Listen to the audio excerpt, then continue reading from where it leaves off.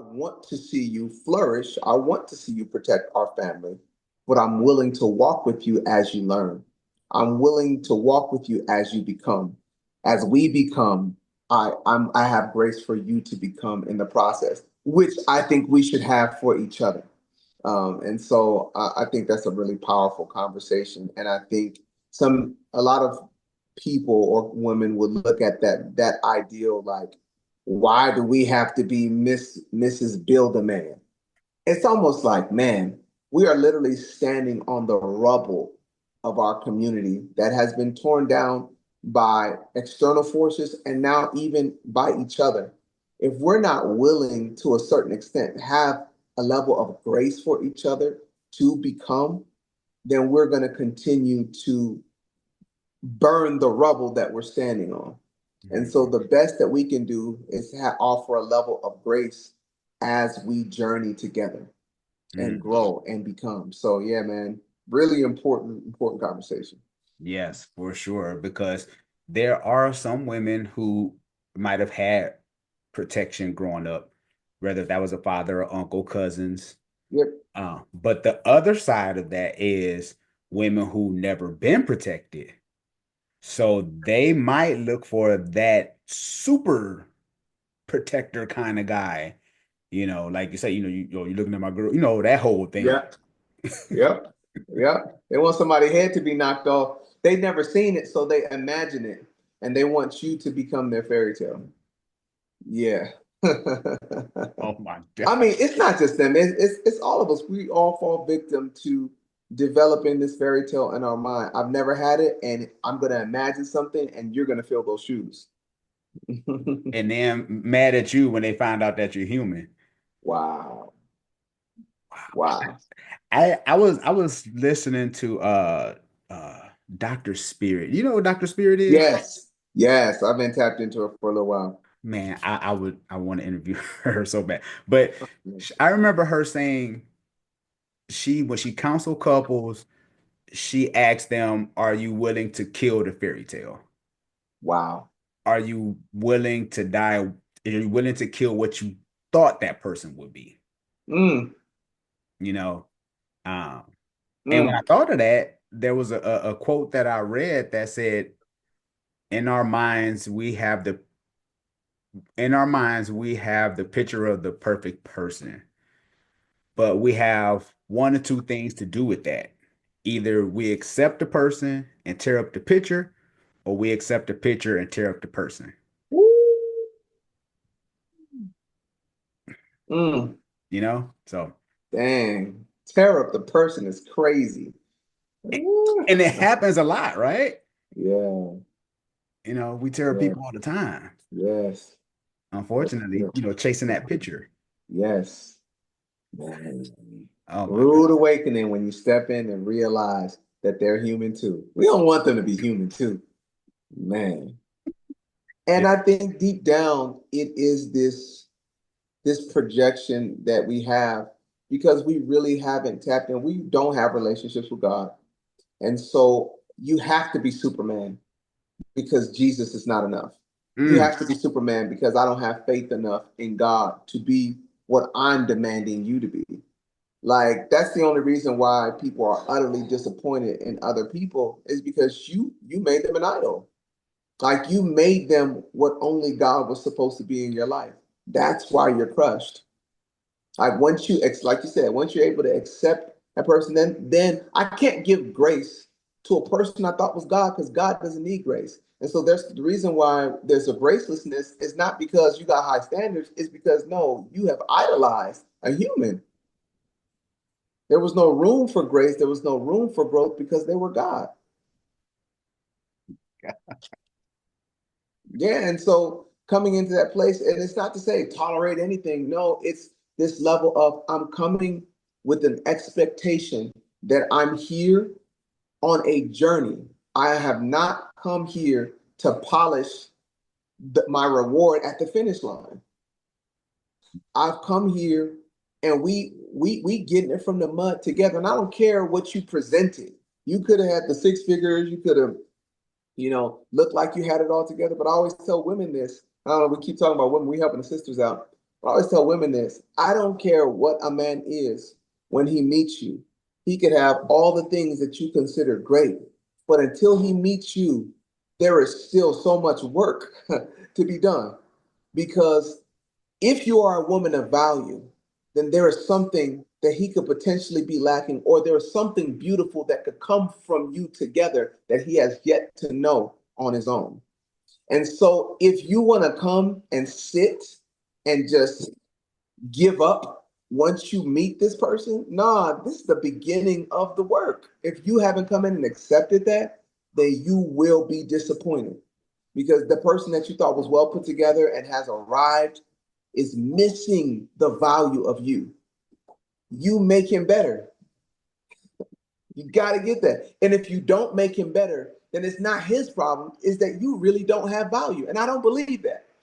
And so you might come into a situation saying, all right, like it's like how low of a perception do you have of yourself to think you're going to walk into a marriage situation or oneness situation and there is a man who you think has a lot going on and you're not about to change his life. If you're not about to change his life, then come back. Mhm, mhm, You mhm. got to make him better. If you're not making him better, then where's your value? And I'm not saying what do you bring to the table. I mean your essence. I mean your spirit. I mean your wisdom. I mean your kindness. I mean your patience. I mean your femininity. And so, yeah, so much to say. No, that's good because a lot of you hear a lot of women talk about, I'm tired. They've been in a lot of these relationships and I don't want to build a man anymore. I shouldn't have to build a bear kind of thing. And it's like because the thing is people and like we talked about with Jesus, right? Yeah, A lot of times we take Jesus off the throne and yeah, we put that person there. yes, yep, that's it. Yep. And so they're tired. They're tired, and I get it. You're tired of being treated bad. You're tired. But when you finally, this is important. You get done so wrong, you get done so wrong, you get done so wrong, you get done wrong 100 times. The one person that is right, that's ready, that's the one you give up working for because you're tired of all the mess. And so I put down the shovel, I put down the tools, and I'm like, save me. It's like, no. So don't give all your energy to the ones that wasn't it. And then when finally the man comes who has he has everything but you. And then Mm, he's like, you want to lift up your hands and say, I'm done. Like, nah, let's work. oh my God. Hey Yeah. man. And I'm glad you're saying that because I'm all off my notes. Yeah, we deviated crazy. Yeah. And that's the thing because and my mentor, he used to always tell me, he say, Sean, great marriages aren't found, they're built. And we don't in this 2025 world, we don't believe in building brick by brick. Only way. It's the only way. It's the only way. And and when we build something together, that Come that on. brings us that much closer together because we like, Oh, babe, I was with you in the struggle, like come on. vice versa, man and Yeah. woman. You know what I'm saying? She was down here, so when you build them bricks and you look down and you like, man, look at what we built. Yep. And to be able to impact those along the way Come because on. we need community, right? Yes. So many people would do better. I believe marriages will even last longer if we were willing to build, but everybody want to They want bring the final product. We want the new construction. We don't want to we don't want no renovation. We don't want to build a brand new construction. We want it already built. We don't want. And so here's the thing: if it's already built, then you don't get to add the custom items. The beautiful part of building together is you get to customize. It's for you. Oh my gosh! I just thought about that. Like if the house is finalized when I get to it, I didn't have no input on the countertops, the flooring. That's somebody else's idea. So you want somebody to be finished with other people's love, consideration, and kindness. So when you come, you do what? You just borrow it? You got the leftovers? No, I want to contribute. I want to add to the recipe. I oh my don't know about you. I That's a want to word. add to the recipe. And that's how you can look at somebody and say, that's mine. Because literally, I invested in you. Hmm. Oh my God. Yeah. And that is so good because so many people, like you say, not putting the investment in. And if they are a quote unquote finished product, why would they want you? I'm about to walk off. Oh, come on. You know what I'm saying? Why? They finished. They don't need you with your beautiful broken self.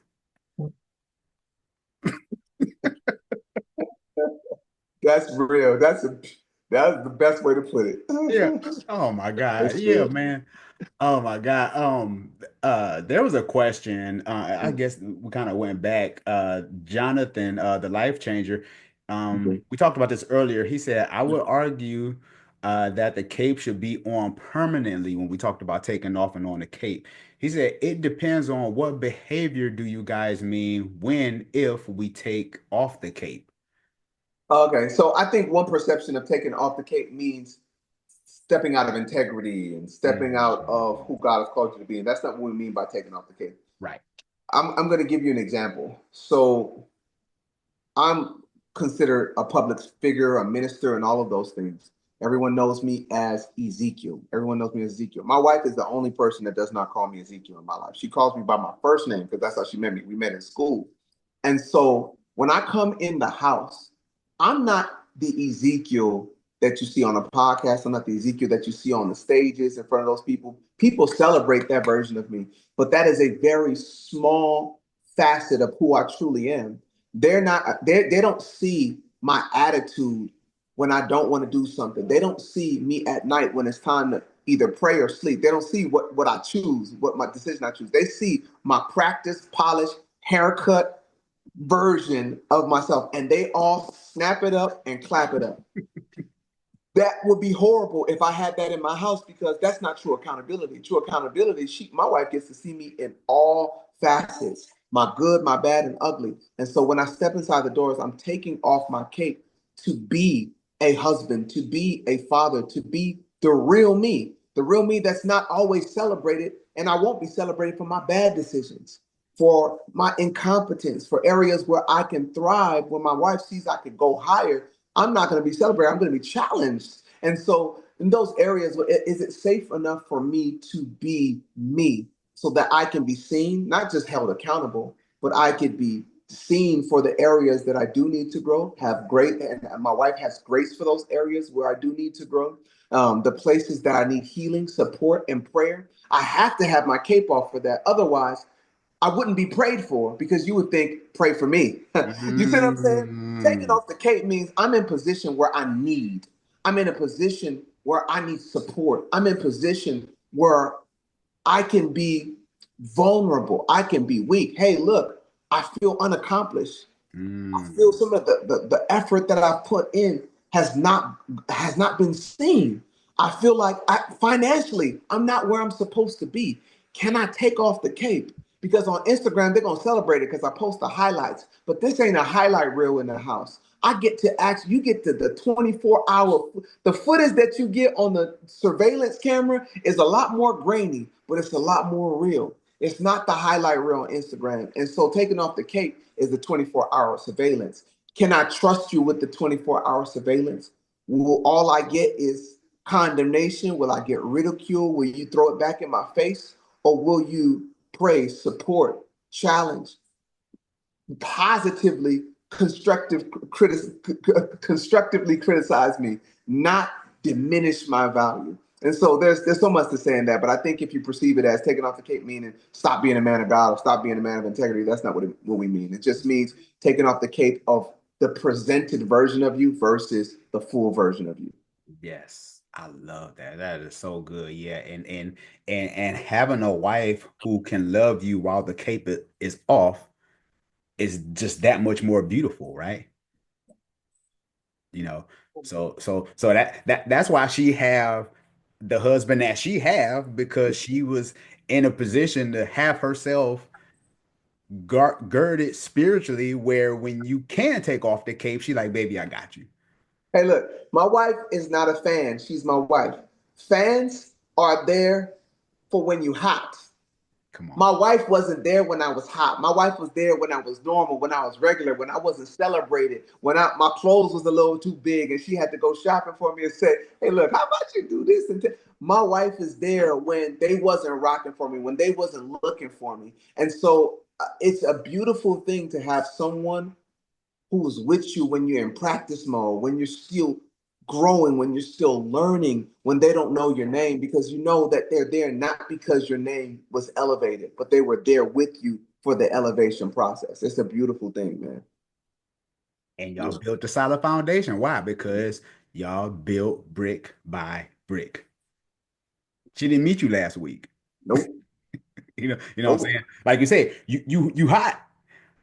Back in the days, they ain't want me now. You know what I'm saying? Come on. Come on. Come on. I'm You know, telling you. I'm telling you, dog. man. And so many men, and that's just we're talking to the men now. The same idea we talk about women. Men also feel the pressure to become the finished product before they even begin looking for them. And it's just like, dude, like when I did a poll in like 2018, I said, man, why is it so hard to, settle down and find yourself someone? Most of the men said, because I got to get myself together. I gotta build myself before I even start looking. And it's just like there should be a level of responsibility. You should have a desire to provide. You should be on track. You should have vision. You should be pursuing that. And you shouldn't be lazy and all of those things. But to think that you want to be a multi-millionaire, you want to have everything that you ever dreamed of then, because then your desire for your building partner would diminish because you thought you did it on your own. And now you won't need a wife. All you'll want is a concubine. You just want to, you just want something you want a Mash and tool. dash. Come Yeah. on, man. Oh my God. That Come is so on. good. And that's the thing because even when we think about the biblical perspective, Yes. woman is described in the feminine when you think about Proverbs, right? That's good. That's good. You know what I'm saying? Wisdom, she shouts from the streets. Like it's in the Good. feminine. So you want a wise woman. My old pastor, he used to tell me, he used to say, don't make a decision unless there's a wise woman in the room. Ooh, Not just a woman, but a wise woman in the room. that's good. That's good. Yeah. So That's good. to have that woman in your corner, and I get it, man, because that woman can just help you in so many areas. And I think sometimes, and correct me if I'm wrong, because I mean you have a huge platform, but do you think that women are tired of being a help me, if you will? You think they're tired of that? No, I think women want to support a good man. I think women are tired of being taken advantage of by men who use them for the value that they have to offer and walk away. Women don't want to be taken advantage of. They don't want to be abused. They don't want to be abandoned by these men. And I think because of that, they fully run the opposite way to the extreme. Say, oh, well, if helping a man leads to me being taken advantage of, then I want the soft life. Let me be helped from this day forth. Because obviously, if I get a man who makes six figures, I won't necessarily need to help him. And that's a complete lie. A man desires a woman that is valuable to him. And so if you're thinking that you're going to come into the situation like, I'm about to lay on the couch, rescue me, that is unattractive. And it's not to say I want to take care of my wife. I want her to be, to feel the soft life. But when she comes into the situation to just think that she's about to just kick up her legs and not be a support to me and not be a value to me, whether that be emotionally, mentally, to be by my side, to walk with me, I need that. So if you think you're not going to be able to do that, then it's just like, nah, you're not valuable in his perspective. And so, yeah, I don't think women want to help and be there for him, man. I think women underestimate the power of them being a help to a man. But I think if a man is leads with, hey, this is who I am. I'm going to stand with you and I'm going to pour into you. then a woman will follow and reciprocate. Like that, you plant and they'll continue to water. Yep. Yeah, Yep. Gotta get an increase. Amen. yeah, gotta get an increase. There you go. There you go. Yeah. Amen. Amen. Uh, many men struggle. The question I had is many men struggle with balancing ambition and family and responsibilities. How do you personally navigate that tension as husband, father, and leader? Many men battle. You said the word responsibility. Many men struggle with balancing ambition and family responsibilities. Oh, okay. Yeah. That's a like the question about balance. I think it's an illusion to think you'll get the perfect balance. I think the better question is about priorities, recognizing what your priorities are as a man of God. If your priorities are out of place, then it's going to crumble somewhere or another. And there are going to be signals, like just like a car. Like when your priorities are off, you're not doing your oil change, your car is going to let you know. And as you are the leader of your household, steering that ship and driving that car, when you're deprioritizing important things, there are going to be signals. And so you may not even have to, take it in. It's going to start making noise for you. And so I think making sure you position yourself as a man of God who can hear from God, who is eager to hear the voice of God, who reads their word, who knows what God is saying, then it allows you to position yourself in a way that allows you to serve your family in a way that actually covers them, helps, and supports them as the man that God has called you to be. Because God, I always say this, and people always hate when I say it, but I say it anyway. God has not called us to be capital P providers, but lowercase p providers, which looks like more like stewardship. Capital P provider that God is the God that supplies all needs. We wear that burden because we think as men, our job is to supply all needs. We can't supply all needs. We lean on God who knows our wives and our children better than we can, who loves our wives and our children better than we can, and who also loves us. And so that ultimate provider role that we try to carry, that's God's role. One, first of all, it crushes you because you don't know enough. You don't have enough to be a. If your job stops giving you a check, do you lose your manhood because in that week, that month, that 3 months when you're on unemployment, you cannot provide as sufficiently? So do you lose your manness? Do you lose your manhood? No. And this is why it's about stewardship. And it's this idea that if God or when God gives it, it's his goodness. If God withholds it, it's his wisdom. So whatever state that I'm in, if we balling or if we lacking, God has always been in control. God has always been the provider, and I have always been a steward, and I want to be a good steward,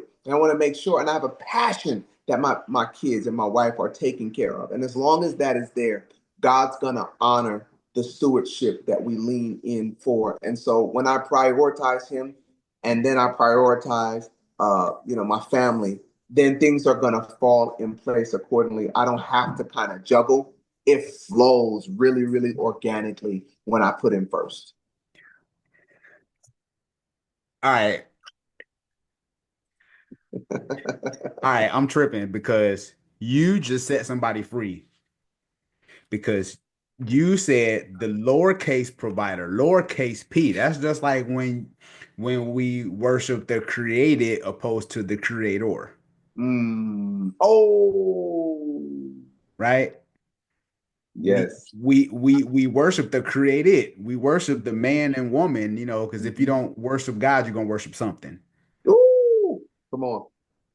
So when you say a lowercase p, I Yes. love that. I don't know who gave you some flack on that, but that's a word Oh because no, they hated it. They hated it. nah, I got you 110% because like you said, we don't have all the answers. Yes.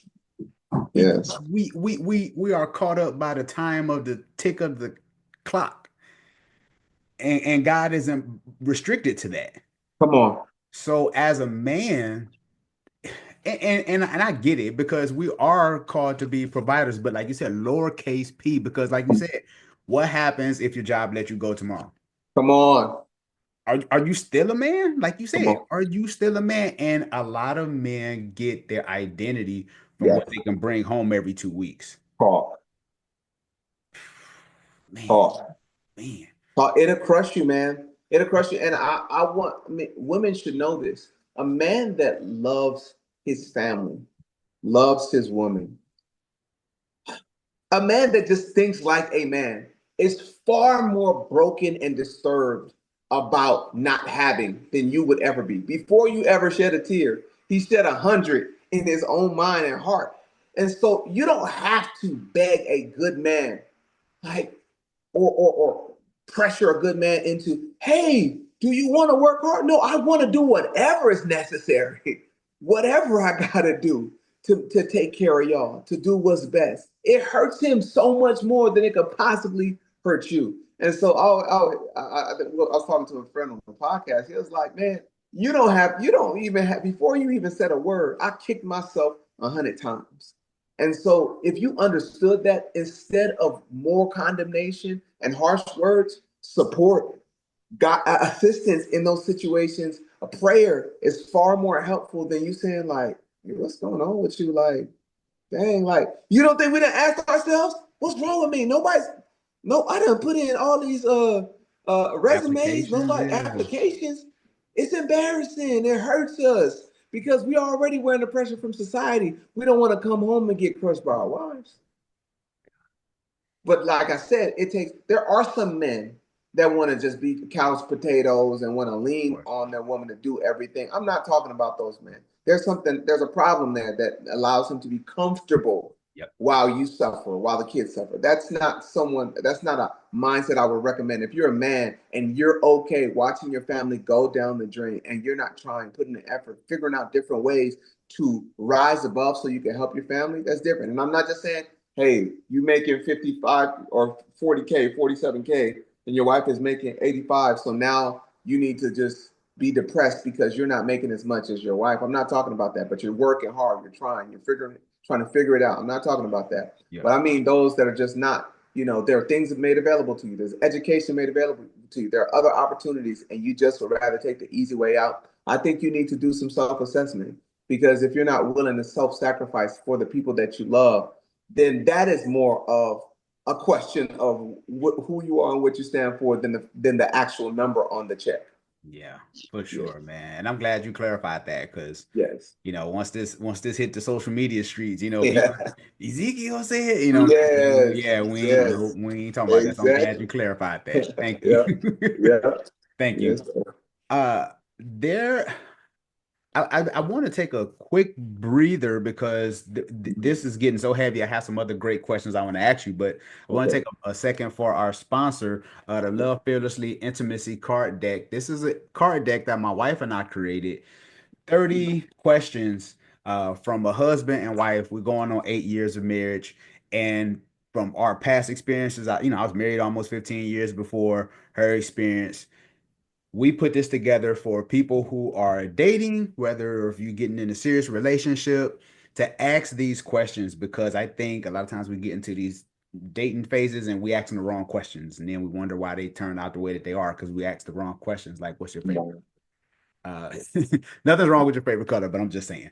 So you can find that at scarytoremarry.com. I'll have it in the description below. So Ezekiel, I want to pull a card from the intimacy card deck, and I want to ask you one question.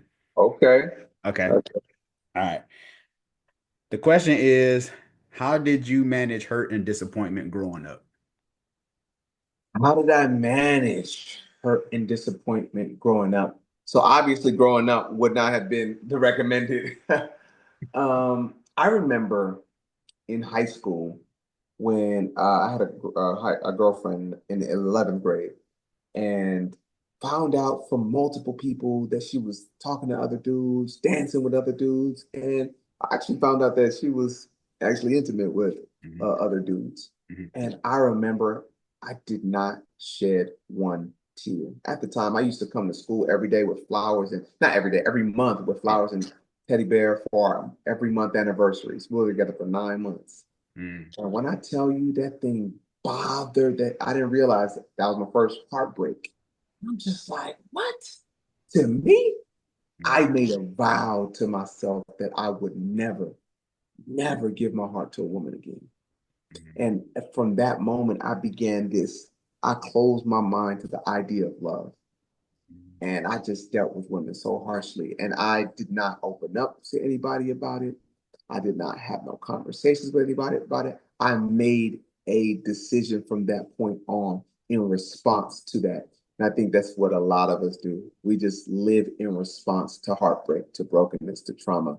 And it took a lot of deprogramming from me. Even when I met my wife, the first few months, I felt like I was really falling for her. And I said, don't tell me you love me, because I'm not gonna tell you I love you back. It was that deep. Mm, Yeah, yeah, man. wow. So I didn't have the proper ways, but For sure. it took the Lord, it took her, it took a lot of healing for me to come to a place where I could fully receive her love and fully give my love. Yeah, Amen. yeah, Wow, that's heavy. Well, yes, sir. thanks for sharing that story, man. Because like you said, I think a lot of guys struggle with that and don't know how to process it, Hmm. and it comes out in so many unhealthy ways, Yes, you know. Then you're yeah, 40 and you look behind you and it's just rubble and yeah, trash everywhere. yes, Oh my, yeah. yeah. Thanks for sharing that. Those are good questions, man. I Oh. have a card game myself, but that's actually deeper. I'm like, okay, we might have to collab. Oh, oh Yeah. yeah, it's some deep ones in there. My wife, her and I were picking our. I mean, man, we were going. I mean, it took a long time. We're like, no, we ain't gonna use that one. That one is whack. No, let's use. Yeah. So yeah, Man, man. that's beautiful. Yeah, yeah. And I like that because I always say this, have the hard conversations now. A question like that in the dating phase will help uncover some stuff. And you might be like, okay, we was about to go in to be engaged, but wait, we might have to do a pause and do some therapy here before we keep going. That's what it's about. Or maybe we might, I can't handle this. Maybe we need to step back and be friends for right now. You need to have this hard conversations in the front Yep. rather than in marriage and y'all figuring out real time. Yeah, right. Yeah, because I know for me personally, I struggle big time with communication. Like I said, because I growing up as a kid, I was in that latchkey era. Uh, children should be seen and not heard, and Mhm. I didn't have an opinion. Everything was, what my mom said. That was gospel. That was it. Let's go. Yeah, yeah, Yeah, yeah. Uh, Yeah. so it was one of those things. So it ended up hindering me later on when I got married in my first marriage because I was emotionally unavailable. Like I didn't know how to express myself in a healthy way where I felt like I was heard. Wow. So Wow. it's important that we actually, let our kids talk and be able to manage their feelings and let them feel, because we become adults, man, and we just become shells of ourselves, and nobody really knows what's going on the inside. So, and that's when one day you snap, and next thing you know, somebody's on the news. Uh, that's really how it goes. I'm laughing, but that's so real, man. It's seeds planted from childhood, and then we just bury that stuff, and Yeah. then we implode, man. Yep. That's it, man. That's Yeah. it. Yeah, yeah. Yeah, man. Hmm. Oh my God. Many men enter. Oh, I had this was a good one. What is one hard truth about marriage that men often learn too late?